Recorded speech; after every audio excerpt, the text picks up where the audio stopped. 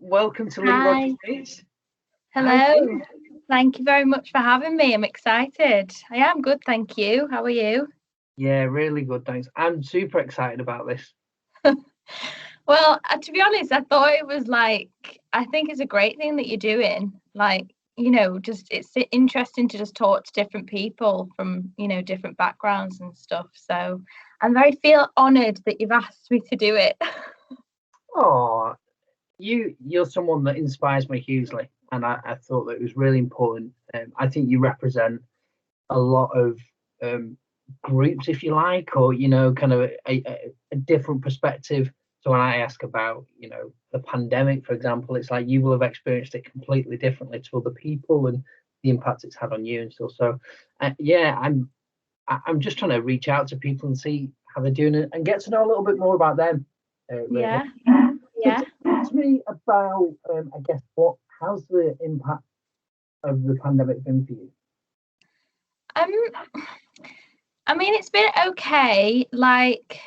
I think at first, kind of, we didn't expect it to be what it's turned into. So I think at first, I mean, I've always got quite a positive mindset anyway. So I was working when it happened. I was on a TV drama, which I'm sure we'll talk about later.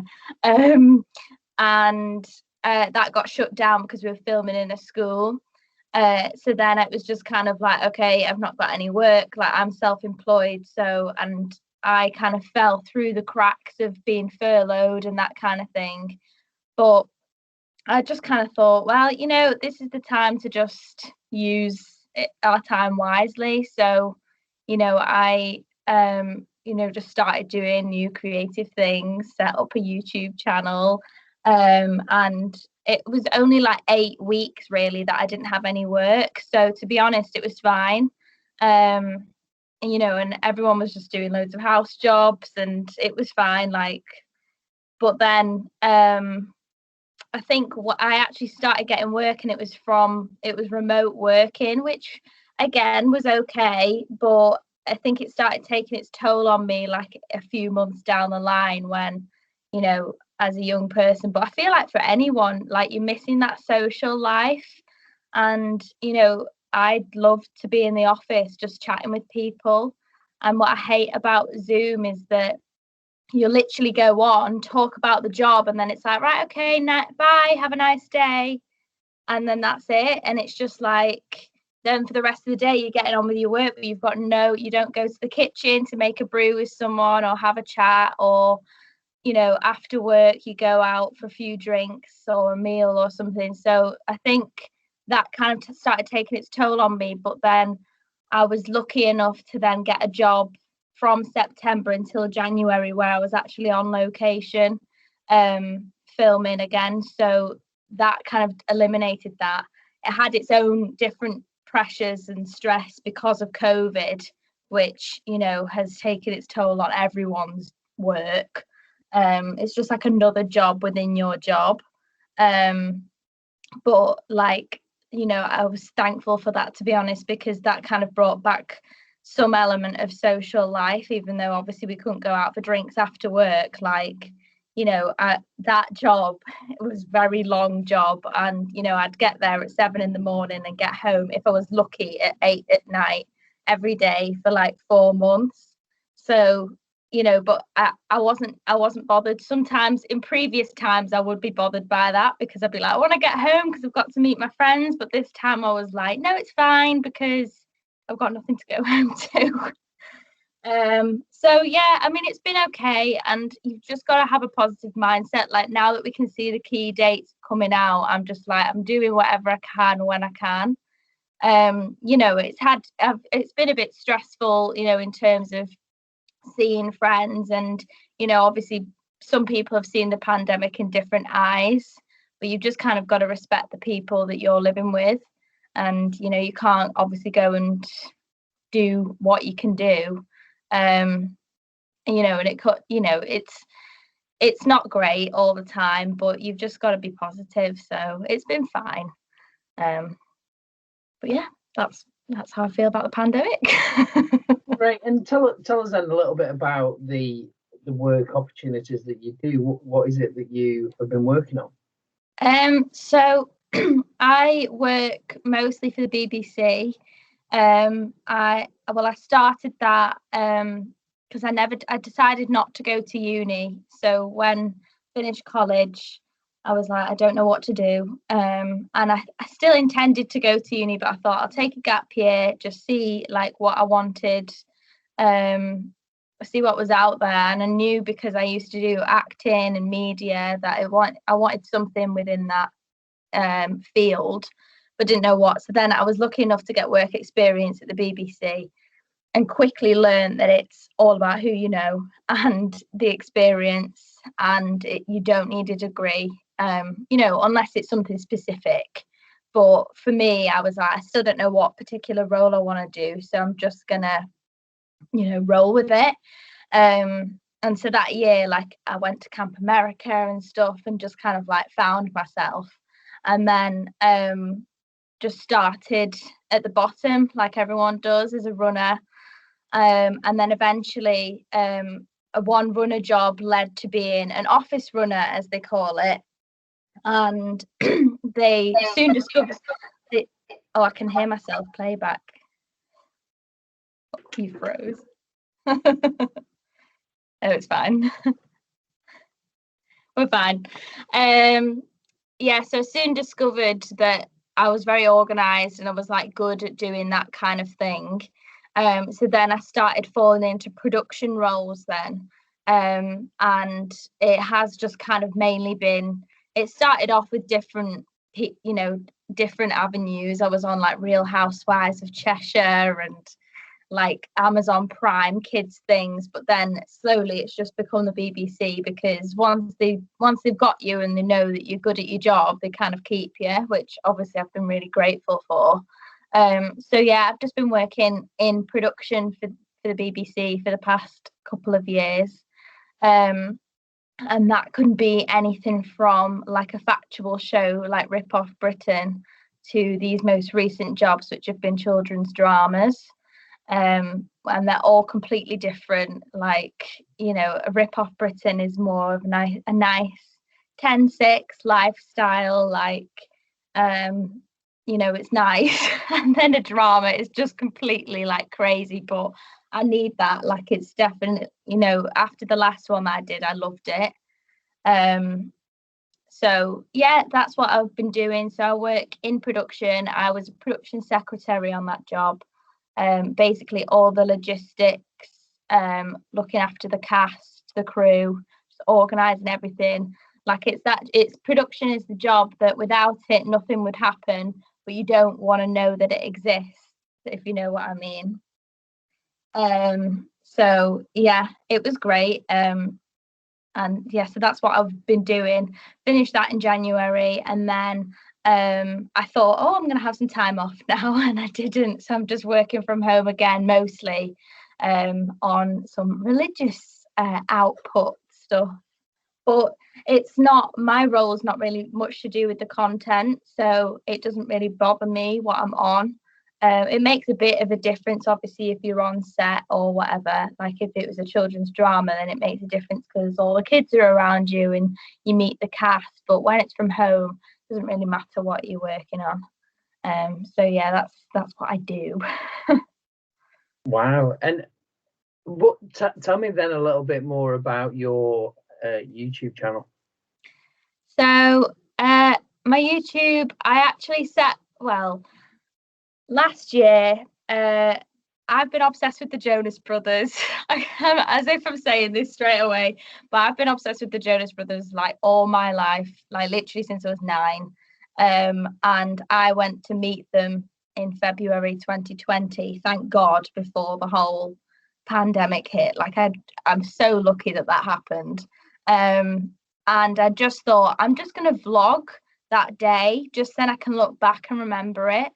And so I did, and put it on, and everyone was like, do you know what, Maisie, like, not only is this a good vlog because you've met the Jonas Brothers in it, but you're actually good at doing it.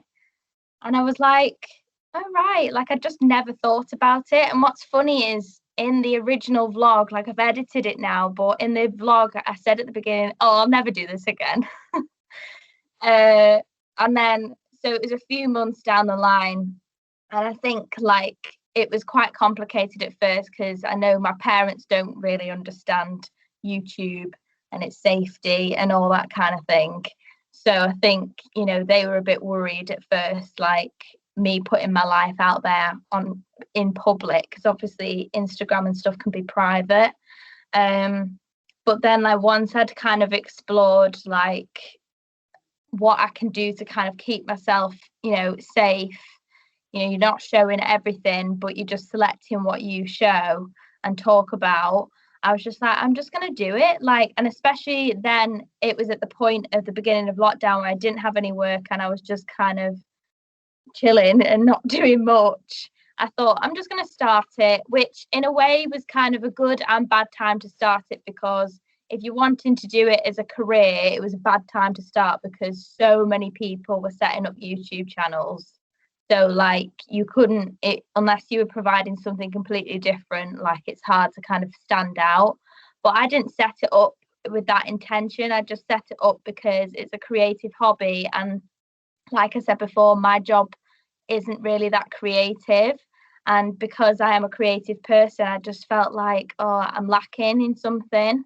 And I had been doing makeup training and all that, and that had been stopped. So I was just like, I need to do something that's creative. And obviously I loved filming and coming up with the ideas, but also editing it as well. I love doing. So yeah, just started doing that. And you know, at first I was able to like upload once a week, but still wasn't really sure like what kinds of videos to do.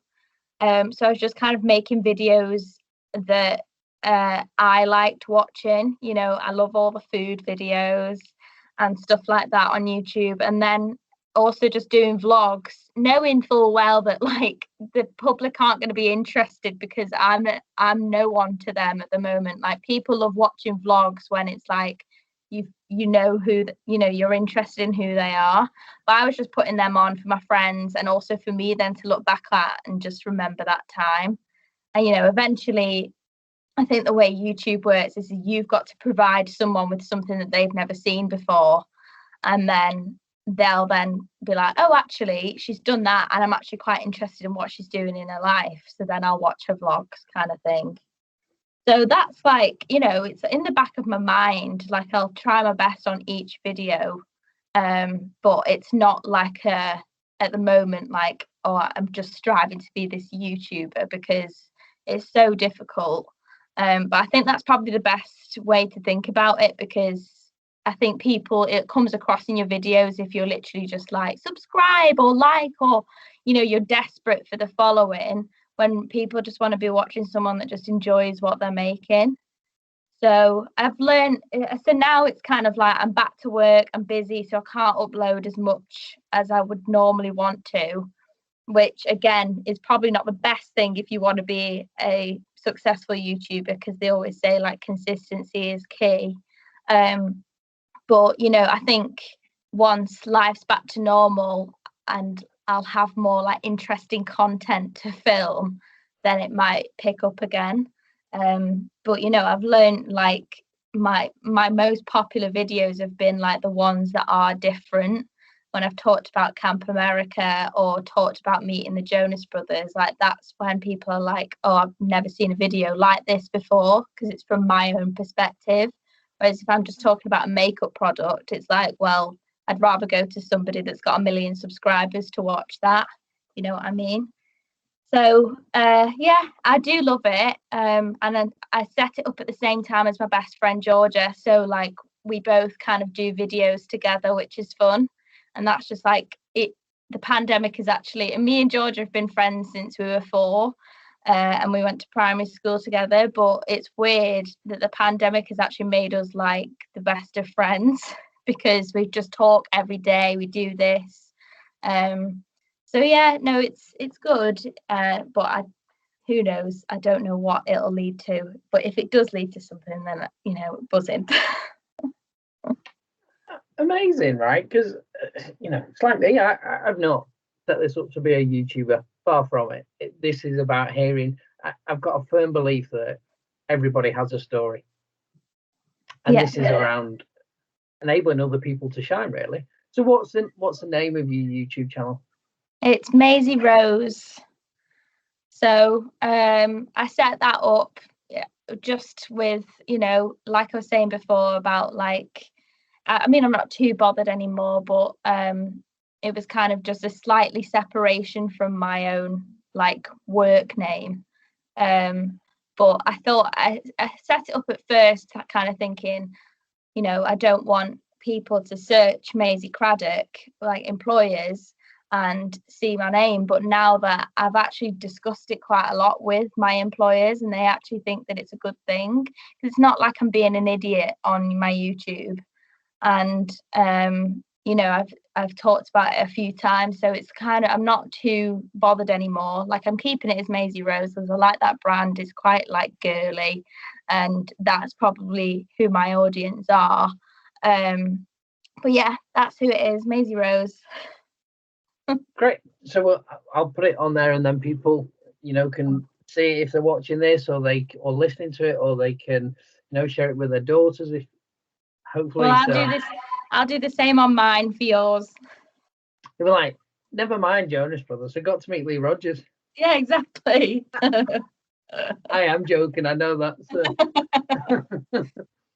So what have you, like, within your career at the moment? I know what I've heard you say is that you weren't really sure and you've rolled with it. I think with your words is, what are your hopes and dreams for the future? Well, like I say, like I feel like I'm slightly creatively lacking within my role. So as much as you're like, yeah, I work at the BBC or I work in TV, and people are like, oh my God, that sounds so cool. They don't know exactly like what your role is. And like, I do love my role. And it's brought an amazing opportunities. I've met so many people. So I'm not just gonna give it up. But I think eventually I kind of want to shift and see if I can use those skills or be a little bit more creative. So, I've been kind of sitting around like looking at other people's roles that I work with and kind of thinking, do I want to do that? And there was a long period of time where I was thinking about maybe doing the makeup for TV and film. But not only because of the pandemic, but also just because of not very nice people in the world, that my course that happened just got cut. So that was going back to your first question about the pandemic, like that was a really rubbish time. But again, you just rise from it, you move, and you just think, well, everything happens for a reason. And it's kind of just made me have a rethink about, is that actually what I wanted to do? Because a lot of the time when I was training, I love doing makeup, but hair is a really big part of it, and it's completely different skill set. I said to my mum the other day, it's like telling an electrician to be a plumber. It's like a completely different thing. And obviously there's so many people out there that can do both, but it was quite I wasn't enjoying it as much as I thought I would. So I'm not saying never say never to that, but it's kind of just made me think about other things. So then, like, as I mentioned before, like I used to do a lot of acting, and being on a drama and like meeting the actors and stuff. I kind of thought, oh, maybe what about casting? Because then like I can combine all my organizational skills but also have that creative kind of decision making, and like you go out when you can to like theatres and scout out different actors. And I think that might be something that it's definitely something that I want to explore. I've started kind of making a few like connections and dropping it out there that that's maybe what I want to move into, but this year I'm just kind of taking what comes and just kind of going with the flow a little bit, because life just takes you in a different direction. You're like, I wasn't expecting to be here, but it's fine, and now it all makes sense. So this year it would be very risky to kind of just be like, I'm just dropping what I'm doing and just going to focus on this because everything's still closed. So it's just like going with the flow. But eventually in the future, like, it sounds very my dreams are always very big, and as you can see behind me, I'm a bit New York obsessed. That's New York wallpaper. So at some point I want to go and maybe work there for a year or something, whilst I can, before I've got any major commitments. Like I did Camp America a couple of years ago, and I was there for like 3 months. And I loved it. I've always had this like connection to America. And especially when I arrived in New York for the first time, I started crying. Like I was just so happy. So I think, especially with my line of work, it's something that I could probably do there as well. So I don't know how at the moment how I'll get there, but that's something that like I definitely want to do. And then just keep working my way up. I don't exactly know. If it is casting, then obviously you'd ultimately like be a casting director. But the line of work I'm in, which has been different to like the rest of my family who've always just had like stable jobs. So it's new for all of us, because they can't exactly advise me, because there'll be times where you go from loads of work to no work. But it's just that's training your mindset for that, and having done it for the past few years, it's like I'm getting used to it now. But yeah, like, so that I feel like that'll probably be what the case for the rest of my life, like the freelance lifestyle, going from different job to job. But that's kind of, I feel like that suits my personality. And if YouTube ever took off or whatever, then it wouldn't be a massive like strain, or do I leave my job or whatever, because everything ends in my job anyway. So we'll see. Who knows? My deep down dream was always to be an actress, like when I was younger. And I think I actually went behind the scenes in the hope that, it's quite hard to just become an actress, like get an agent and do all these auditions. So I thought, why don't I go behind the scenes and like maybe I'll meet someone and they'll be like, do you want to go in front of the scenes? So you never know. And if that happened, then that would be an absolute dream come true. But we'll see. I don't know. I think it's really inspirational to dream big. Yeah. Why not? And if you get a little bit short of that, well, then at least you dreamed and at least you tried. Yeah, exactly. Like that's what I don't want. I just don't want to ever look back and think I didn't try. And I've seen so many instances where people, they're happy in their life, but they're always like, I just wish that maybe I'd done this. And that's not what I want. And like I say, it's just right now I've got nothing tying me down.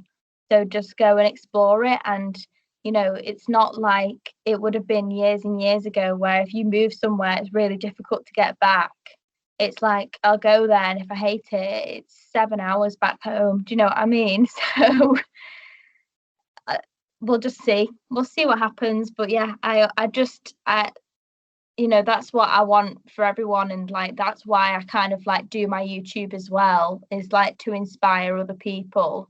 And talking about the whole Jonas Brothers thing, I've never been like ashamed of it, because even though like Jonas Brothers are known as like Disney stars, I know they've like completely gone away from that now. But a lot of people my age would be like, as if you're just like that obsessed with the Jonas Brothers and you're so like keen to like talk about it. But I'm like, well, yeah, because you should just be happy with what you like and who you like, and don't be ashamed about it. And if that's your dream to go and meet them, like I was telling everyone when I was working with them, I was like, this is actually my dream come true, to go and meet them, and I'm not afraid to talk about it. So and that's why, another reason why I put it on, because it hopefully will inspire other people to kind of think, well, yeah, why should I be ashamed? Like, let's just go and do it. Amazing. I think that's really important message. I know when I spoke to other people on this, it's around that whole thing about comparison.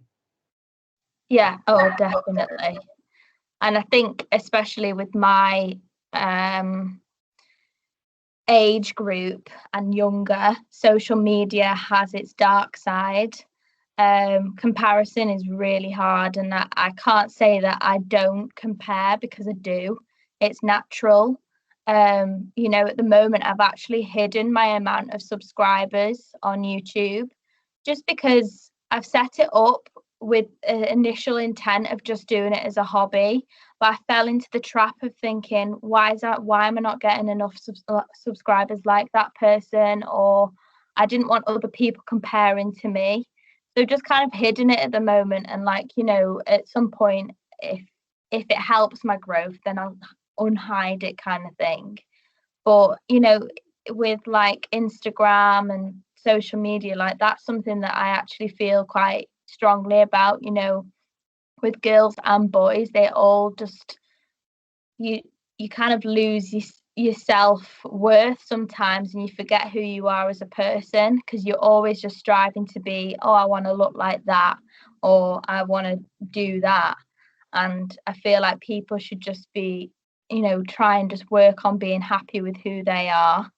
And I don't know if you've got TikTok, but I hadn't been using TikTok for ages, but TikTok I actually think is it's changing the game in the social media world, because it's allowing just like normal people to just kind of come through the cracks.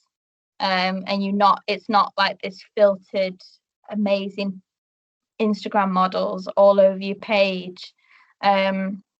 And you know, I made a TikTok the other week about just saying like how there's no pressure with the whole coming out of the pandemic, because I feel like, so as soon as it was like 21st of June, everyone was like, right, diet starts now. And I'm like, yeah, okay, but that if that's your goal, you do that for you. But like, you don't have to, it makes everybody else feel like, oh, do I need to lose loads of weight before we come out of lockdown? Do I need to look like this?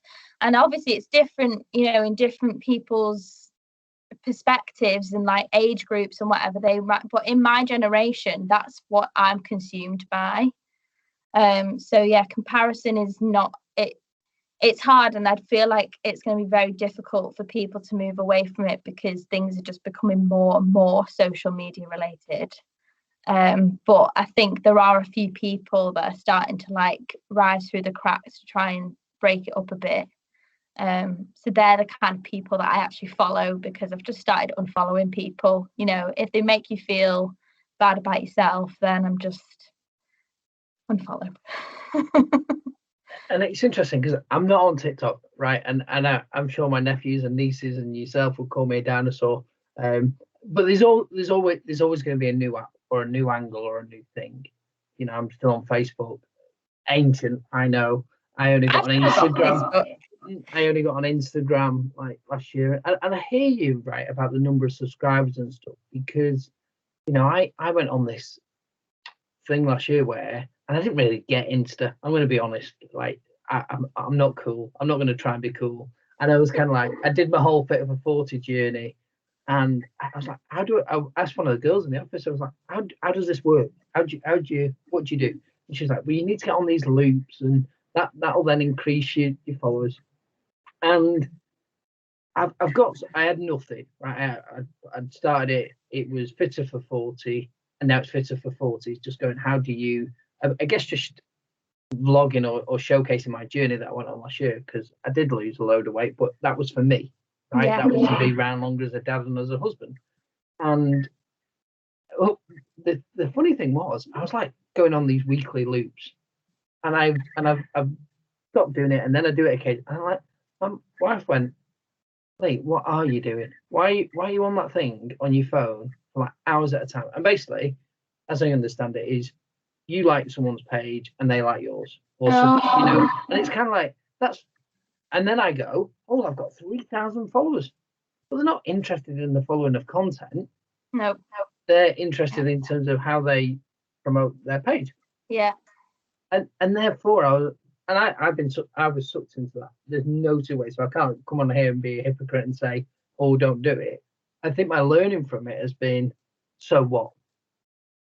So you've got this, what's your purpose, back to your original point, and why you set it up. And I think if you can be, or I'm I'm trying to I'm just playing around. I'm just curious. Even with this, Lee Rogers Meets, this is about sharing stories. Yeah, and connecting with people. And yeah, I think there's something really powerful about that, actually. Yeah, I totally agree. Like I was the exact same when I set up my YouTube channel, because I think initially with the whole Jonas Brothers vlog, I just literally put it out there with no intention of making it into a YouTube channel. And that was when it was most successful because it was raw, and you weren't looking for anything and people jump on that. Whereas then when I was like, okay, I'm going to set up a proper YouTube channel, I'm going to set up Maisie Rose, I was like, how do I make it grow? And there's like Facebook groups out there and stuff where it's basically just sub for sub, as they call it. And I kind of fell into the trap of that a little bit initially, where I wasn't necessarily going on someone's video and literally saying subscribe to my channel, but even just going on someone's video like a small YouTuber and commenting on it, I wasn't doing that with the best intentions. I was going on there commenting so that they would then click on mine and comment on mine. And I think it's just stupid because neither of you are watching the full video, and it's actually, YouTube knows that. I don't know how much you've looked into like your analytics and stuff like that on YouTube, at how long people watch it for, but it's really bad. And the more that happens, the more YouTube will pick up on it, and they'll be like, well, no one's actually watching this, or they're watching it for like 2 seconds and clicking off, so we're not going to push that video out because we want people to stay on the platform. So why would we put a rubbish video out, because then people are going to click off? So I stopped doing that. And to be honest, like for a while it was like I stopped gaining subscribers, because the only way I was gaining subscribers after my friends was through doing what I was doing. And then eventually, like through time, like things just start picking up. And like I say, like with my Camp America videos, like people are starting to think about, I want to go to Camp America this year, and they were watching it the whole way through. So then it starts getting pushed out, and I think that's the best way of doing it, and just trying not to fall into that trap. So I think you're saying I'm inspirational, but so are you, like with what you did with your Fitter for 40s. Like I think that's exactly what I was saying before, like just doing it for yourself. And there are ways of kind of being able to push it out even further, which I'm still learning, with the whole like technical things, but the main thing, and that people will pick up on eventually, is just someone raw out there that's like just doing it for them. And that's what people will be inspired to, not someone that's like, oh, well, they've only got subscribers because they've been commenting on everyone else's videos. So, yeah. I'm learning lots, and I'm trying to stay humble with it. I'm sure I always will be. And like I say, it's fine to know like your purpose with it, and it's fine to push stuff out. That's not the problem. I think it's when you get into that I like yours if you like mine element. Well, that's it's an exhausting process, and it's and don't get me wrong, that's not about not looking at other people's content and really appreciating it. That's different. That's separate to what we're saying, I think. Yeah. Oh, definitely. Yeah. There's loads of YouTubers out there that I love, whether they're big or small or whatever, or not just YouTubers, but just anyone. But you've got to just like it and follow them because you're interested in, because you can't maintain it otherwise. It becomes a chore to be like, oh, I'm watching this just because I want them to look at mine. It's just stupid. So what's your favourite YouTube channel then? That's not your own, or that's not obviously Lee Rogers Meets. See, I don't know. I've been through lots of different phases of like, I've always just been interested in like the big YouTubers. I don't know, like obviously like James Charles and Jeffree Star. I used to be obsessed with them because they were interested in makeup, and also like they're male makeup artists, so, and just completely like out there, like so different to anything I've ever seen. So they were really interesting to watch. So I'll still watch them. But then there's like other people that are more like kind of the avenues that I want to go down. Like there's a girl called Anastasia Kingsworth, and she does like, you know, all these like food videos and does vlogs and stuff like that. So I'll watch that. But to be honest, as I'm sure you imagine, like you just fall into a trap with YouTube, and you start off with the best intentions of watching some like productive video, and then you end up watching like dogs being rescued or something. But I mean, it's hard with YouTube because I feel like I used to watch it all the time, but now I'm more like, if I've got free time, I'll go and watch Netflix or something instead. So I kind of do try to keep up with YouTube because obviously it helps inspire what I want to do.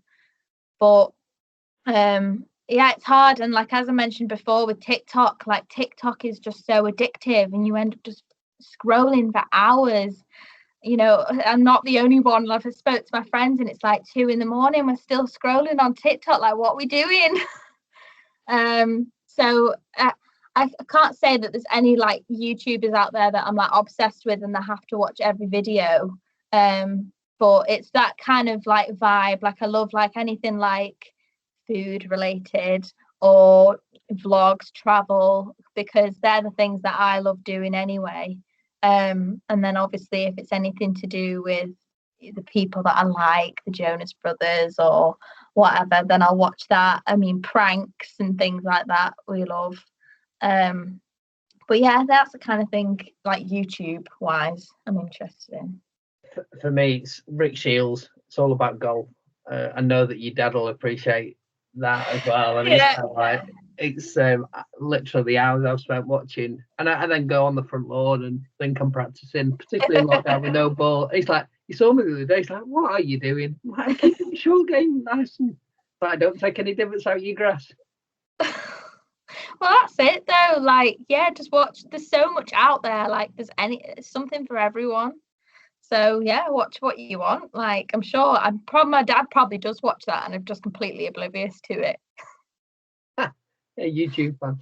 So, have you come across any challenges then in your career to date? Trying to think. I mean, I don't know. Challenges. I guess it's quite hard, like first starting out. Do you mean more within my industry or just in general? Yeah, starting out's quite hard, like within my industry, and I feel like with many, it's always kind of like, how do you first get your foot in the door? Like, especially as I said before, my industry is like about all who you know. So if you don't know anyone, how do you get in? And they always say, oh, you need experience to get in, but it's like, how am I supposed to get experience without having, like, how am I supposed to get in without having experience, and I need experience? It's that vicious circle. So I felt like that was quite hard at first.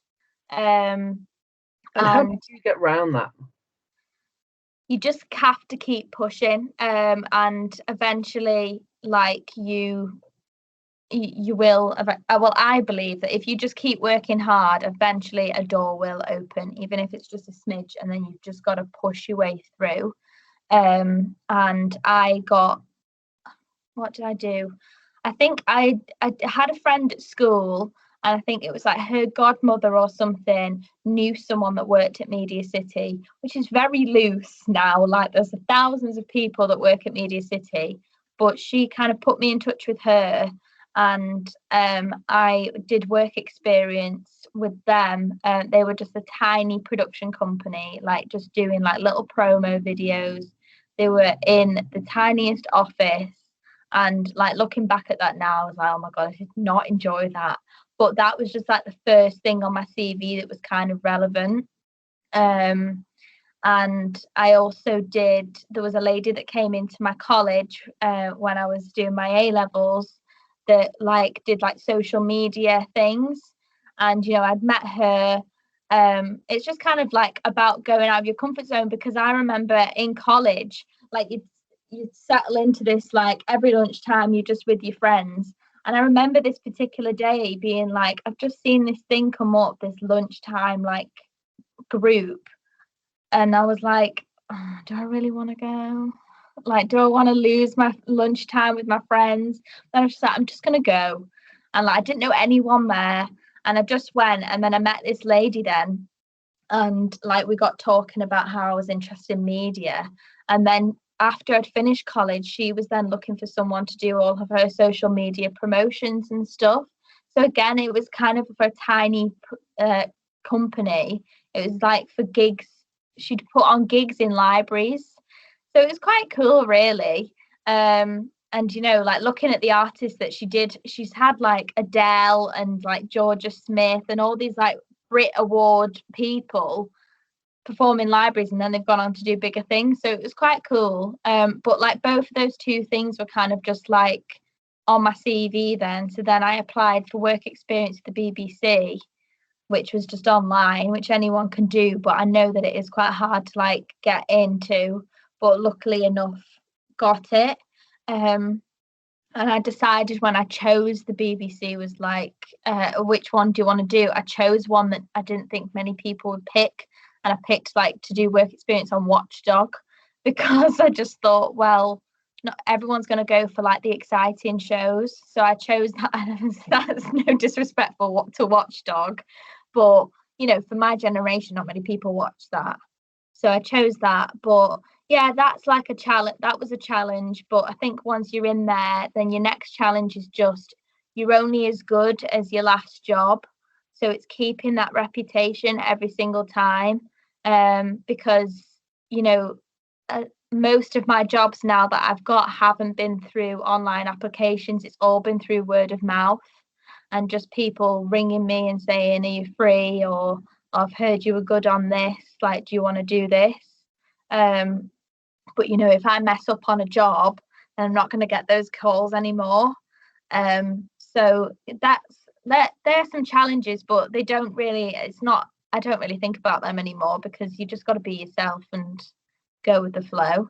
But yeah, I mean, I've not really had that many major challenges, I don't think. Amazing. But I think people watching this, and you know, or if they've got children or people they care for, they'll go, you know, particularly with the pandemic, that they would absolutely be facing this right now. You know, like the fallout of the pandemic has been so many people that have gone to university, have, you know, got skills of, but actually haven't got that real world life experience then, or maybe they're finding it more difficult to get those opportunities. Yeah, You know, and some definitely. advice and some pointers there you've given. You know, I admire you from afar hugely in terms of your work ethic. You know, I saw you sometimes early on in the morning, leaving for work and then getting back exhausted, but you know, always kind of with a weary smile on your face. You know, Yeah. making the best of it. Well, that's it. Like, you've just got to think, you know, it's not always glam, and it might go through some jobs at the beginning that are rubbish, but it's the fact that you're working.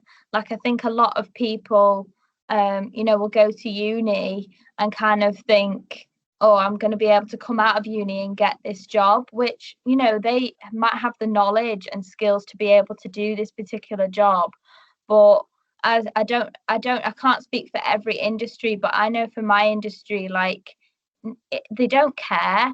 Like, if you've had that degree, great, and you know, it will come in handy eventually, but they want to know that you're willing to work your way up, and you know that you can do what they did when they were working their way up. So it's just, you know, you've got to put the effort in, and you've just got to work and just push yourself.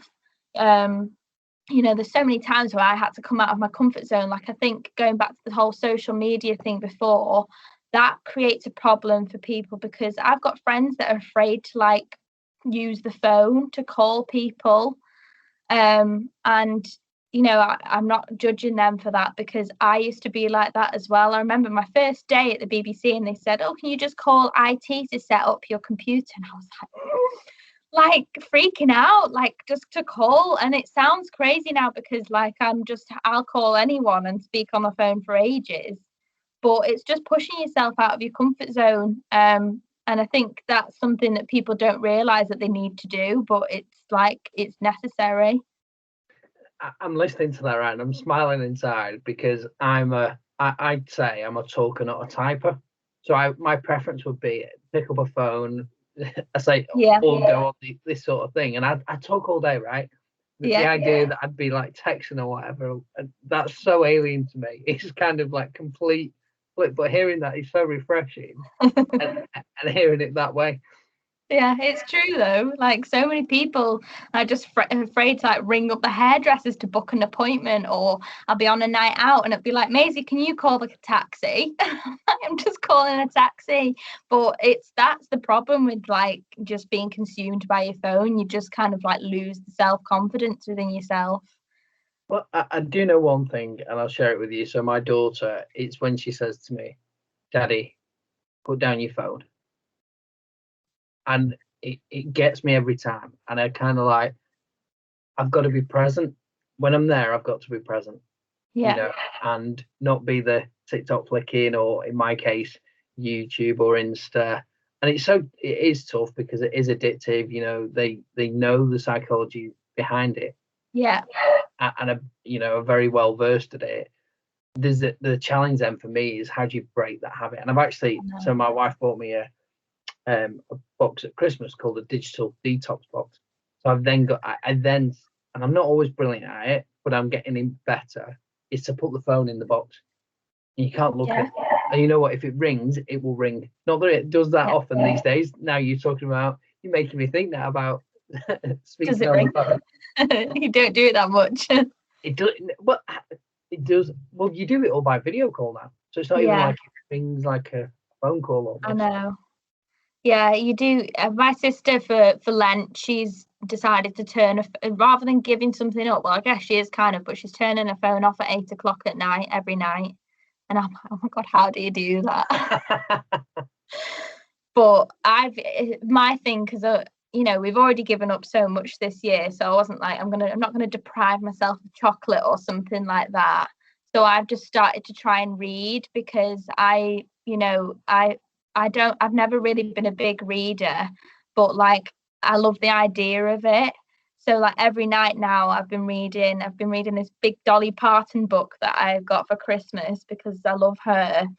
And I've just been setting like half an hour out every night, and that's it then. Like I'll try and not go back on my phone. But it's really hard. Like it's so addictive. I hear you.